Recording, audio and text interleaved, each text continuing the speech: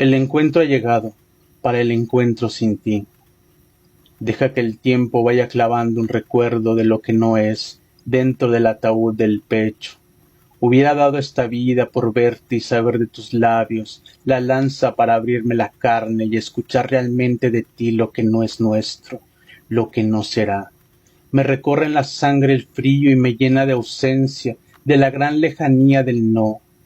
Y paso mi día repitiéndome constantemente, diciéndome que debo dejar de verte dentro, muy dentro de mis ojos, pero te extraño, sangro de a poco y no quiero recordarte.